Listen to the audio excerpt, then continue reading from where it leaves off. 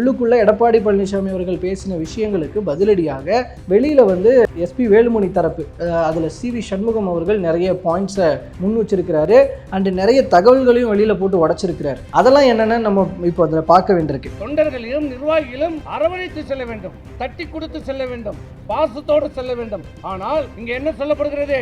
பதவி எடுக்கப்படும், நீ நீக்கப்படுவாய் என்று மிரட்டப்படுகிறார்கள். கட்சியினுடைய அந்த வெற்றி தோல்வி அப்படிங்கிறது சகஜம்தான். அப்படி இருக்கும்போது நம்ம எல்லாரும் அதுக்காக வந்து இந்த மாதிரியான முடிவுகளை எடுக்கக்கூடாது அப்படின்றத எடப்பாடி பழனிசாமி அவர்கள் சொன்னார்னு சொன்னேன் இல்லையா. ஸோ இந்த வெற்றி தோல்விங்கிறது சகஜம்தான் அப்படிங்கிறது எங்களுக்கும் தெரியும். ஆனால் இங்கே எடப்பாடி பழனிசாமி அவர்கள் தலைமையேற்றதுக்கு அப்புறமா தொடர்ந்து தோல்விகள் மட்டும்தானே இருக்கு அப்படின்னு ஒரு பதிலடியை கொடுத்திருக்கிறாரு சிவி சண்முகம். தேர்தலில் வெற்றியும் தோல்வியும் சகஜம், உண்மை, நாங்க ஏற்றுக்கிறோம். தேர்தலில் வெற்றி தோல்வி சகஜம். ஆனா இங்க தோல்வியை தானே சந்திச்சுட்டு இருக்கிறோம். அதுதானே இங்க பிரச்சனையா தானே.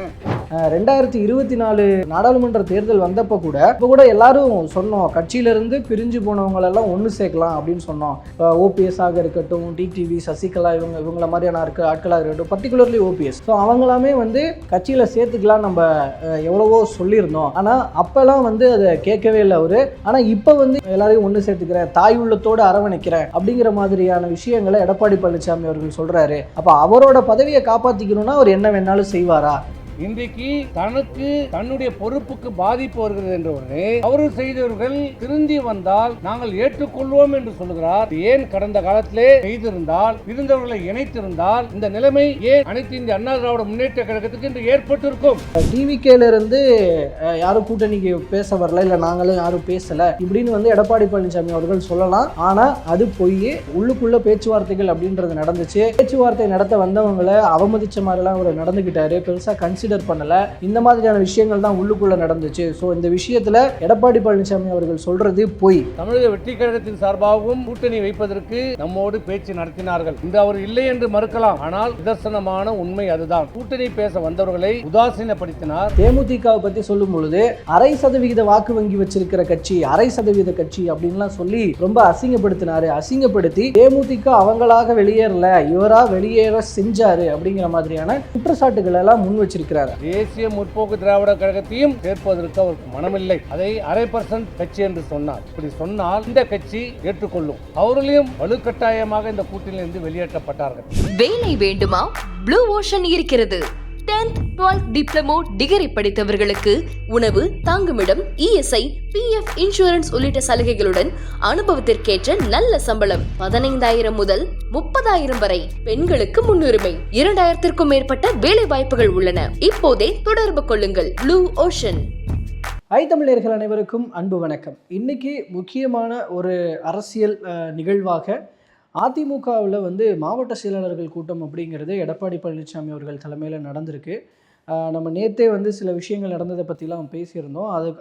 அதற்கான முடிவு அப்படிங்கிறது நான் இன்றைக்கி வந்து தெரிய வரும் ஓரளவுக்கு அப்படின்றத நம்ம சொல்லிகிட்டு இருந்தோம். அந்த வகையில் இன்றைக்கி அந்த கூட்டம்ன்றது நடந்திருக்கு. பெரும்பாலும் வந்து அங்கே போய் கலந்துக்கிட்டு இருந்துருக்குறாங்க. இதில் முக்கியமான விஷயம் என்னென்னா, இபிஎஸ் அவருடைய அந்த பசுமை வழிச்சாலையில் இருக்கிற இல்லத்தில் இது நடக்கும், இந்த மாவட்ட செயலாளர்கள் கூட்டம் நடக்கும்னு முன்னாடி சொல்லப்பட்டிருந்த நிலையில் ஒரு மாற்றமாக எம்ஜிஆர் மாளிகையிலே நடத்தப்பட்டிருக்கு. அதிமுகவினுடைய தலைமை அலுவலகம் அங்கேயே நடத்தப்பட்டிருக்கு. ஸோ அதில் கிட்டத்தட்ட ஒரு 80 பேர் பக்கம் மாவட்ட செயலாளர்கள் அந்த கூட்டத்தில் கலந்துக்கிட்டாங்க அப்படிங்கிறது தகவலாக இருக்குது. ஸோ அப்படி இருக்கும்போது உங்கள் உள்ளுக்குள்ளே என்ன நடந்துச்சு அப்படிங்கிறதும், அதற்கு பதிலடியாக வெளியில் என்ன நடந்திருக்கு அப்படிங்கிறதும் நம்ம இந்த இடத்துல பார்க்க வேண்டியிருக்கு. முதல்ல உள்ளுக்குள்ளே என்ன நடந்திருக்கு அப்படின்னு பார்க்கும் பொழுது, வந்திருந்த மாவட்ட செயலாளர்கள் எல்லார்கிட்டையும் எடப்பாடி பழனிசாமி அவர்கள் பேசியிருக்கிறாரு. பேசியிருக்கும்போது நிறைய விஷயங்களை வந்து அவருடைய மனசில் இருக்கிற விஷயங்கள் எல்லாம் கொட்டியிருக்கிறாரு. அண்ட் நிறைய ஒரு குற்றச்சாட்டுகள் போலவும் அந்த மாதிரிலாம் வார்த்தைகளை பிரயோகிச்சிருக்கிறாரு. அதாவது சில பேர், பெயர் குறிப்பிடல, பட் சில பேர் வந்து பதவிக்காக கட்சிக்கு வந்து துரோகம் பண்ணுறாங்க அப்படின்ற மாதிரியான வார்த்தைகளை விட்டுருக்கிறாரு. கட்சியில் வந்து ஒரு எலெக்ஷன் அப்படின்னு ஒன்று வருதுன்னா அதில் ஒரு கட்சிக்கு வெற்றி வரும் இல்லை தோல்வி வரும் அப்படின்றது சகஜம்தான். அப்படி இருக்கும்போது அதுக்காக எல்லாரும் ஒவ்வொரு மாதிரி செயல்பட்டா எப்படி, ஒரு துரோகம் பண்ணக்கூடிய வகையில செயல்பட்டா எப்படி, எல்லாரும் ஒன்றிணைந்து செயல்படணும், இந்த மாதிரியான ஒரு இக்கட்டான சூழல்ல தான் எல்லாரும் ஒன்னா இருக்கணும் அப்படின்ற விஷயங்களை எல்லாம் பேசுறாரு. இதுல அடுத்து கூடிய சீக்கிரம் வந்து மாவட்ட வாரியாகவும் தனித்தனியா வந்து நான் ஆலோசனை பண்ண இருக்கிறேன் அப்படிங்கிறதையும் எடப்பாடி பழனிசாமி அவர்கள் சொல்றார். அந்த கூட்டத்திலையும் வந்து பல மாவட்ட செயலாளர்கள் வந்து இந்த மாதிரி கட்சிக்கு துரோகம் செய்யக்கூடிய வகையில் கட்சியினுடைய தலைமையினுடைய கட்டுப்பாட்டை மீறி நடக்கிறது எப்படி நினைக்கிறீங்க, அவங்களெல்லாம் கட்சியிலேருந்து நீக்குனது சரின்னு நினைக்கிறீங்களா அப்படிங்கிற மாதிரியெல்லாம் கேள்வியை முன் வச்சுருந்துருக்கிறாரு. அதெல்லாம் சரிதான் அப்படிங்கிற மாதிரி பலர் வந்து கருத்து சொல்லியிருக்கிறாங்க அப்படிங்கிற தகவல்கள் வருது உள்ளிருந்து. ஸோ இதில் ஏற்கனவே அதன்படி பார்க்கும்போது 28 மாவட்ட செயலாளர்களோட பதவின்றது பறிக்கப்பட்டிருக்கு. ஏன்னா அவங்க எல்லாமே வந்து கட்சியில் எம்எல்ஏக்களாகவும் இருப்பவர்கள், அவங்களாம் வந்து தாவேகாவுக்கு ஆதரவு அப்படிங்கிற நிலைப்பாட்டை எடுத்தவங்க அப்படிங்கிறதுனால அடிப்படையில் ஒரு 28 மாவட்ட செயலர்கள் பதவின்றது பறிக்கப்பட்டிருக்கு ஆல்ரெடி. அந்த 28 இடங்களுக்கும் புதிய மாவட்ட செயலாளர்கள் வந்து தேர்வு செய்கிற ப்ராசஸ்லாம் அவங்க கூட நடந்திருக்கு. அண்ட் மோரோவர் வந்து அடுத்ததாக என்ன பண்ணலாம், நம்ம கட்சியை வந்து எப்படி மீட்டெடுக்கலாம், அடுத்த கட்ட நிகழ்வுகள் என்ன, அடுத்த கட்ட நகர்வுகள் என்ன, என்ன பண்ணணும் அடுத்தது இப்படிங்கிற மாதிரியான பல்வேறு விஷயங்கள் உள்ளே டிஸ்கஸ் பண்ணப்பட்டிருக்கு. மாவட்ட செயலாளர்கள் கூட்டம் முடிஞ்சதுக்கு அப்புறமும் கூட மாநில அளவிலான முக்கியமான மற்ற கட்சியினுடைய நிர்வாகிகள் அவங்களெல்லாம் கூப்பிட்டு மறுபடியும் தனியாக ஒரு மீட்டிங்கை ஒன்று கண்டக்ட் பண்ணியிருக்கிறாரு எடப்பாடி பழனிசாமி அவர்கள் அப்படிங்கிறது எம்ஜிஆர் வட்டார தகவல். இதில் இன்னொரு முக்கியமான ஒரு விஷயம் என்ன நடந்திருக்கு அப்படின்னா, மாவட்ட செயலாளர்கள் கூட்டம் அப்படிங்கிறது மட்டும் இல்லாமல் அதற்கப்புறம் தொடர்ந்து மாநிலத்தில் இருக்கிற கட்சியில் இருக்கிற முக்கியமான நிர்வாகிகள் கூடயும் வந்து எடப்பாடி பழனிசாமி அவர்கள் மறுபடியும் ஒரு ஆலோசனை நடத்தியிருக்கிறாரு அப்படிங்கிறது எம்ஜிஆர் மாளிகை வட்டார தகவல்கள் அந்த மாதிரி வருது. ஸோ இதில் முக்கியமான விஷயமாக இன்னைக்கு நடந்ததில் அவைத்தலைவராக இருக்கிற தமிழ்மகன் உசேன் அவர்கள், ஏன்னா அவருடைய நிலைப்பாடு என்ன அப்படிங்கிறது இந்த இடத்துல நம்ம கவனிக்க வேண்டியிருக்கு. ஏன்னா எல்லாமே அடுத்தது பொதுக்குழுவை நோக்கியே அனைவரின் பேச்சும் இருக்கிற இடத்துல பொதுக்குழுவை கூட்டுறது, அது தலைமை தாங்கிறதெல்லாம் அவைத்தலைவர் அப்படின்ற இடத்துல அவைத்தலைவரினுடைய ஆதரவு அப்படிங்கிறது எடப்பாடி பழனிசாமிக்கு இருக்கிறது. அது தொடர்பான தகவல்களும் செய்திகளும் இன்றைக்கி வந்திருக்கு. அவைத்தலைவர் தமிழ்மகன் உசேன் அவர்களுடைய ஆதரவு எடப்பாடி பழனிசாமி அவர்களுக்கு இருக்கிறது அப்படின்றது. ஸோ இந்த மாதிரி ஒரு பக்கம் உள்ளுக்குள்ளே நடந்தது, இது எல்லாமே இந்த மாதிரி இருக்கும் பொழுது இதற்கான பதிலடிகளாக உள்ளுக்குள்ளே எடப்பாடி பழனிசாமி அவர்கள் பேசின விஷயங்களுக்கு பதிலடியாக வெளியில் வந்து எஸ்பி வேலுமணி தரப்பு, அதில் சிவி சண்முகம் அவர்கள் நிறைய பாயிண்ட்ஸை முன் வச்சிருக்கிறாரு. அண்டு நிறைய தகவல்களையும் வெளியில் போட்டு உடச்சிருக்கிறாரு. அதெல்லாம் என்னென்னு நம்ம இப்போ அதில் பார்க்க வேண்டியிருக்கு. இதில் முதலாவதாக அந்த பதிலடிகள் அப்படின்னு பார்ப்போமே. இப்போ அதில் வந்து கட்சியினுடைய அந்த வெற்றி தோல்வி அப்படிங்கிறது சகஜம்தான். அப்படி இருக்கும்போது நம்ம எல்லாரும் அதுக்காக வந்து இந்த மாதிரியான முடிவுகளை எடுக்கக்கூடாது அப்படின்றத எடப்பாடி பழனிசாமி அவர்கள் சொன்னார்னு சொன்னேன் இல்லையா.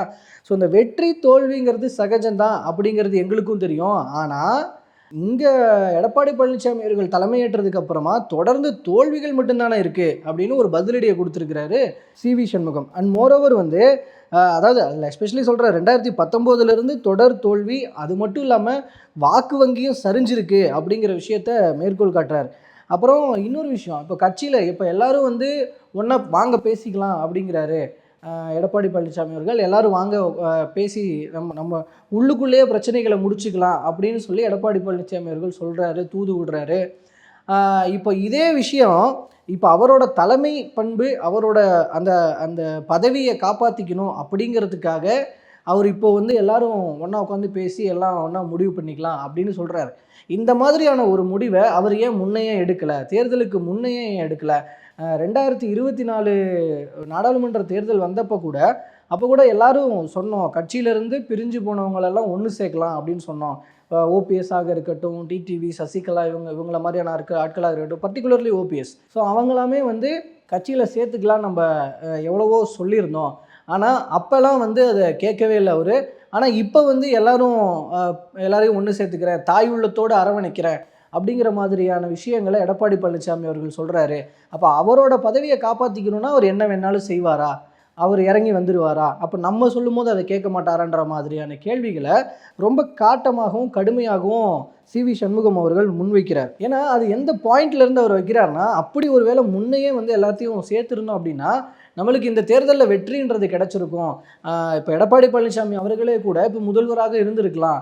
ஆனால் இப்போது அந்த வாய்ப்பு போயிடுச்சு இல்லையா. ஸோ அதனால் இவர் பதவிக்கு ஒன்றுனா அதை பண்ணுறாரு அப்படிங்கிற விஷயத்தை அவர் ரொம்ப காட்டமாக முன்வைக்கிறாரு. அண்டு நிறைய தகவல்கள், அதாவது உள்ளுக்குள்ளே இருக்கிற தகவல்களாக அவர் முன் வச்சிருக்கிற விஷயம் அப்படிங்கிறது பார்த்தா, இப்போ கூட்டணி தொடர்பான நகர்வுகள்லாம் நடந்துக்கிட்டு இருந்த காலகட்டத்தில் இப்போ தாவேக்காவிலேருந்து வந்து அப்ரோச் பண்ணுறாங்களா இல்லையா அப்படிங்கிற மாதிரியான கேள்விகள்லாம் கேட்கப்பட்டப்போ, இல்லை நாங்கள் தாவேக்கா கூட எந்த பேச்சுவார்த்தையும் நடத்தலை, அப்படின்ற விஷயத்தை எடப்பாடி பழனிசாமி அவர்கள் திடகாத்திரமாக முன் வச்சார் பதில்கள், அந்த மாதிரியான பதில்களை. ஆனால் இப்போ இன்னைக்கு சிவி சண்முகம் அவர்கள் பேசும் பொழுது டிவிகேலேருந்து யாரும் கூட்டணிக்கு பேச வரல, இல்லை நாங்களும் யாரும் பேசலை இப்படின்னு வந்து எடப்பாடி பழனிசாமி அவர்கள் சொல்லலாம். ஆனால் அது பொய். உள்ளுக்குள்ளே பேச்சுவார்த்தைகள் அப்படின்றது நடந்துச்சு. பேச்சுவார்த்தை நடத்த வந்தவங்களை அவமதித்த மாதிரிலாம் அவர் நடந்துக்கிட்டாரு, பெருசாக கன்சிடர் பண்ணலை. இந்த மாதிரியான விஷயங்கள் தான் உள்ளுக்குள்ளே நடந்துச்சு. ஸோ இந்த விஷயத்தில் எடப்பாடி பழனிசாமி அவர்கள் சொல்கிறது பொய். அதே போல் தேமுதிகவை பற்றி சொல்லும் பொழுது 0.5% வாக்கு வங்கி வச்சிருக்கிற கட்சி, 0.5% கட்சி அப்படின்லாம் சொல்லி ரொம்ப அசிங்கப்படுத்தினார். அசிங்கப்படுத்தி தேமுதிக அவங்களாக வெளியேறல, இவராக வெளியேற செஞ்சார் அப்படிங்கிற மாதிரியான குற்றச்சாட்டுகள் எல்லாம் முன் வச்சிருக்கிறார். அப்படிங்கும் பொழுது ஒரு ஒரு ஒரு ஒரு ஒரு ப்ராப்பர் தலைமைத்துவம் கொண்ட ஒருத்தராக அவர் நடந்துக்கல அப்படிங்கிறது தான் இதனுடைய பின்னாடி அவர் சொல்ல வர கருத்துக்களாக நம்ம புரிஞ்சுக்க வேண்டியிருக்கு. ஒரு ப்ராப்பர் லீடராக அவர் செயல்படலை, ஒரு வலிமையான கூட்டணியும் அமைக்கலை, கட்சி ஜெயிக்கிறதுக்கான ப்ராசஸ்லையும் பெருசாக எதுவும் பண்ணல அப்படிங்கிற மாதிரியான ஒரு குற்றச்சாட்டுகளை தொடர்ந்து அவர் அழுத்தமாக முன் வச்சிருக்கிறார். ஸோ இதில் ஃபைனலாக வந்து இன்னும் அடுத்தடுத்து நிறைய விஷயங்களை அவர் சொல்கிறாரு. இப்போ வந்து எல்லாரும் வாங்க ஒன்றா எல்லாம் பேசி தீர்த்துக்கலாம், நம்மளுக்குள்ளே இருக்கிற விஷயத்த பேசி தீர்த்துக்கலான்னு ஒரு பக்கம் சொல்கிறாரு எடப்பாடி பழனிசாமி அவர்கள். அதே நேரம் இந்த ஒரு பக்கம் இப்படி சொல்லிக்கிட்டே இருக்கும்போது இன்னொரு பக்கம் கட்சியிலேருந்து நீக்கிறாரு. என்ன மாதிரியான அணுகுமுறை இது அப்படிங்கிற கேள்விகளை முன்வைக்கிறாங்க. அண்ட் பொதுக்குழுவை எல்லாரும் அந்த பொதுக்குழுவை நோக்கி தான் இருக்கிறாங்க. இப்போ இவங்களும் அதைத்தான் சொல்கிறாங்க.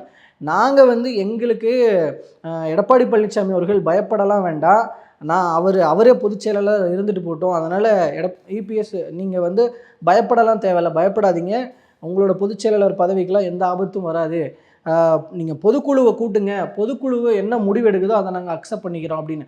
ஸோ பொதுக்குழுவில் ஒரு பெரும்பான்மை இருக்குமோ, அதாவது எஸ்பி வேலுமணி சிவி சண்முகம் தரப்புக்கு ஒரு பெரும்பான்மை இருக்குமோ, அண்ட் வந்து எடப்பாடி பழனிசாமி அவர்களினுடைய தலைமை பண்பை மறுபடியும் ஒரு பரிசீலிக்க வேண்டிய ஒரு தேர்வுங்கிறது பொதுக்குழுவில் நடந்துச்சுன்னா, ஏன்னா அதை நோக்கி தான் வைக்கிறாங்க, அதை நோக்கி தான் வந்து சிவி சண்முகம் எஸ்பி வேலுமணி தரப்பு பொதுக்குழுவை நடத்தணும்னு கேட்குறாங்க. அப்படி ஒரு விஷயம் நடக்கும் பொழுது அவங்களோட பக்கம்தான் சாதகமான முடிவு வரும்னு திடகாத்திரமாக நம்புறதுனால தான் பொதுக்குழுவை நடத்தணும்னு கேட்குறாங்களோ அப்படிங்கிற மாதிரியான கேள்விகள் இப்போ நமக்கு எழுது. ஸோ எல்லாமே பொதுக்குழுவை நோக்கி தான் இருக்குது. இப்போ அதில் அடுத்ததாக பொதுக்குழு வந்து எப்போ கூட்டப்படும், அதில் என்ன பேசுவாங்க, இப்போது எஸ்பி வேலுமணி சிவி சண்முகம் தரப்புலாம் வரும்பொழுது பலத்த போலீஸ் பாதுகாப்பு அப்படிங்கிறது வந்து வருவாங்க அப்படிங்கிறதுனால பலத்த போலீஸ் பாதுகாப்பு போடப்பட்டது அப்படின்ற மாதிரியான விஷயங்கள்லாம் நம்ம செய்திகள் வாயிலாக பார்க்க முடிஞ்சுது. காரணம் என்னென்னா, அப்போ உள்ளுக்குள்ளே அப்படியாப்பட்ட முரண்பாடுகளும் ஒருவேளை முட்டல் மோதல்களும் நடக்கலாமோ என்னவோன்னு. அப்படி இருக்கும்போது பொதுக்குழுன்னு நடக்கும்போது அது உள்ளுக்குள்ளே எந்த அளவுக்கு கலைபரங்கள் இருக்கும் அப்படிங்கிற மாதிரியான கேள்விகளும் கற்பனை வாதங்களும் இப்போவே முன்வைக்கப்படுது. ஸோ நெக்ஸ்ட்டு வந்து முக்கியமான ஒரு நிகழ்வு அப்படின்னா அதிமுகவை பொறுத்த வரைக்கும் பொதுக்குழு தான். பொதுக்குழு கூட்டத்தில் என்ன மாதிரியான முடிவுகள் எடுக்கப்பட போகுது அப்படிங்கிறது எல்லாமே வந்து முக்கியமாக கூர்ந்து கவனிக்கப்பட வேண்டிய ஒரு விஷயம். அண்ட் எடப்பாடி பழனிசாமி அவர்களினுடைய நிலைப்பாடில் மாற்றங்கள் வருது அப்படின்னா அப்போ அதுவே வந்து அதிமுகவோட தோல்வியை அவரும் அக்செப்ட் பண்ணிக்கிறாரு அப்படின்றது தான் நம்ம புரிஞ்சுக்க வேண்டியிருக்கு. எல்லாரும் பரவாயில்ல, ஒன்று சேரலாம், மறுபடியும் எல்லாம் சேரலாம் அப்படிங்கிற மாதிரியான விஷயங்களை அவர் முன்னோக்கி போகிறாருன்னா அதில் அப்போ அவரோட நிலைப்பாட்டில் ஒரு மாற்றம் வருது, கட்சியை பற்றி யோசிக்கிறாரு அப்படின்னு வச்சுக்கலாம். இல்லை நீக்கப்பட்டவர்கள் தான், இவங்களும் துரோகம் பண்ணவங்க தான் அப்படின்னு இவங்களையும் எல்லாம் நீக்கி வைக்கிறாங்க அப்படின்னா மறுபடியும் அதிமுக ஒரு மிகப்பெரிய பிளவை நோக்கி தான், பிளவினுடைய அந்த எண்டு பாயிண்ட்டை தான் போய் முடியும். ஆல்ரெடி அப்படி தான் போய்கிட்டு இருக்கு. ஸோ அதிமுகவோட எதிர்காலம் மிக ஒரு பெரிய கேள்விக்குறியாக இருக்குது எதிர்காலத்தை பொறுத்த வரைக்கும். அதை சரி பண்ண வேண்டிய இடத்துல இருக்கிறவங்களாம் இந்த பொதுக்குழு கூட்டி அதில் என்ன மாதிரியான முடிவுகள் எடுத்து இந்த பிரச்சனைகள் எல்லாம் முடிவுக்கு கொண்டு வர போகிறாங்க அப்படிங்கிறது தெரியல. ஏன்னா வந்து இப்போது வெளியிலேருந்து இங்கே தமிழ்நாட்டுக்குள்ளே வரணும்னு நினைக்கிற சக்திகள் எல்லாமே வந்து அதிமுகவோட அழிவை ரொம்ப எதிர்பார்த்து காத்திருக்கிறாங்க அப்படிங்கிற விஷயம்லாம் இருக்குது. இப்போ எப்படின்னா ஒரு 2 ஆடு முட்டிக்கிட்டு சண்டை போடும்போது அந்த ரத்தம் ஒளியும் அதை குடிக்கலான்னு சொல்லி நரிலாம் காத்துக்கிட்டு இருக்குமே, லைக் அந்த மாதிரி தான். ஸோ பார்க்கலாம், பொறுத்திருந்து என்ன நடக்க போகுது அப்படிங்கிறத. ரொம்ப பரபரப்பான நொடிகளாக இருக்குது அதிமுக வட்டாரத்தை பொறுத்த வரைக்கும். அடுத்து என்ன நடக்க போகுது பார்க்கலாம். அது தொடர்பான தகவல்களோடு உங்களை நான் மறுபடியும் சந்திக்கிறேன். நன்றி.